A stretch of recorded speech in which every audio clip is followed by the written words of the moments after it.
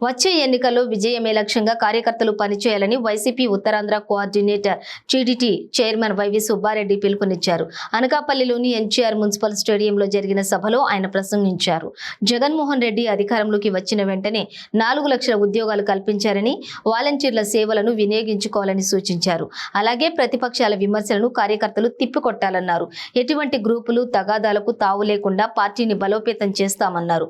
సాంకేతిక లోపాల వల్ల పథకాలు ఆగిపోతే సరిచేసి అమలు చేస్తామన్నారు. పార్టీ బలోపేతం కోసం రాబోయే ఎన్నికల్లో పార్టీ విజయానికి చిత్తశుద్ధితో అకుంఠిత దీక్షతో సేవ చేస్తానని, పార్టీ అధ్యక్షుల వారికి నా మీద ఉన్న నమ్మకాన్ని నిలబడతానని సభాముఖంగా దైవసాక్షిగా ప్రతిజ్ఞ చేస్తున్నాను. పార్టీ వ్యవహారంలో ప్రభుత్వ ప్రజా సంక్షేమ పథకాల అమలు మరియు అభివృద్ధి విషయాలను ఎప్పటికప్పుడు పార్టీ అధిష్టానములకు నిజాయితీగా నిబద్ధతతో నిక్కచ్చిగా కృతిని చేస్తున్నారు. ఈ కార్యక్రమం అనంతరం జ్యోతి ప్రజ్వలనతో భారతీయ సంస్కృతి సంప్రదాయాలను అనుసరించి జ్యోతి ప్రజ్వలనతో నాటి కార్యక్రమ శోభను ద్విగుణీకృతం చేయవలసిందిగా అభ్యర్థిస్తున్నాం. అదేవిధంగా మన పార్లమెంట్ సభ్యురాలు బివి సత్యవతి గారిని అందరినీ కూడా ఈ కార్యక్రమంలో పాల్గొవలసిందిగా కోరుకుంటూ, మరి వైఎస్ రాజశేఖర రెడ్డి గారికి వైవి సుబ్బారెడ్డి గారు మరి వారు పూలమాలతో వేసి వారికి నివాళులు అర్పించేటువంటి కార్యక్రమం జరుగుతోంది. వారి ఉమ్మడి రాష్ట్రంలో ప్రపంచంలోనే ఒక రెవల్యూషనరీ స్కీమ్స్ ని ప్రవేశపెట్టినటువంటి ఘనత వైఎస్ రాజశేఖర రెడ్డి గారిది.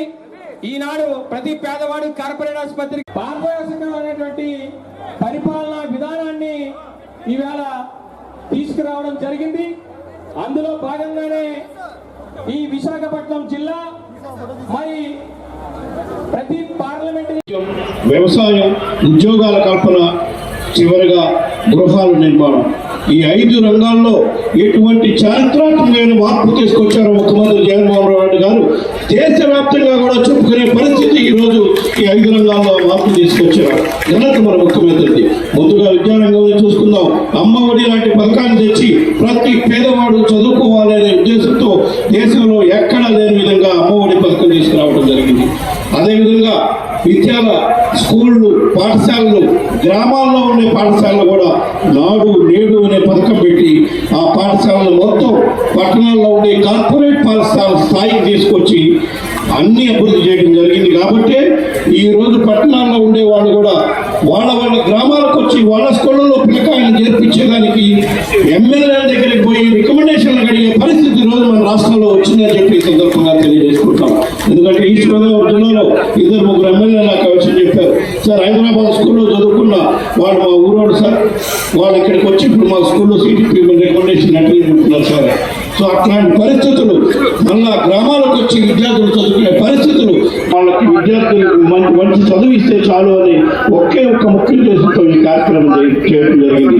అదే వైద్య రంగంలో అయితే ఆరోగ్యశ్రీ పథకం, అనారోగ్యంగా పడిపోయిన ఆరోగ్యశ్రీ పథకాన్ని పూర్తి స్థాయిలో అమలు చేయడమే కాకుండా ఎటువంటి రోగమైనా, ఎటువంటి అనారోగ్య కారణమైనా సరే ఆ వైద్యం ఫ్రీగా ఎక్కడ ఏ కార్పొరేట్ హాస్పిటల్ చేసుకున్నా కూడా వాళ్ళకి అకౌంట్లో డబ్బులు పడే విధంగా ఆరోగ్యశ్రీ పథకాన్ని అమలు చేస్తున్న ఘనత కూడా మన ముఖ్యమంత్రి చంద్రబాబు నాయుడు గారు. అదేవిధంగా మన పిహెచ్సి సెంటర్లు, జగన్మోహన్ రెడ్డి గారు, అదేవిధంగా పిహెచ్సి సెంటర్లు, హాస్పిటల్స్ లో నాడు నేడు కూడా పల్లెటూళ్ళలో కూడా హాస్పిటల్స్ ని అభివృద్ధి చేసి గ్రామ సచివాలయాల ద్వారా కానివ్వండి, గ్రామ వాలంటీర్స్ ద్వారా కానివ్వండి, సుమారుగా 4 లక్షల మందికి ఉద్యోగాలు కల్పించిన గొప్ప ముఖ్యమంత్రి మన జగన్మోహన్ రెడ్డి గారు అని చెప్పి సందర్భంగా తెలియజేసుకుంటున్నాం.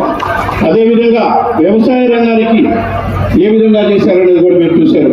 వ్యవసాయ రంగంలో రైతులు ఏ ఊరు పోకుండా, ఎక్కడికి పోకుండా వాళ్ళ గ్రామాల్లోని ఆర్బీకేలు పెట్టి రైతు భరోసా కేంద్రాలు పెట్టి ఆ భరోసా కేంద్రాల్లోనే సీడ్ దగ్గర నుంచి ఫర్టిలైజర్స్ దగ్గర నుంచి వాళ్ళ పండిన పంట కూడా ఏ విధంగా అమ్మాలనేది ఆ ఆర్బీకేస్ ద్వారా చేసే కార్యక్రమం దేశంలో ఎక్కడా లేదు, మన రాష్ట్రంలోనే మొదలు పెట్టడం జరిగింది అని చెప్పి సందర్భంగా తెలియజేసుకుంటున్నాం.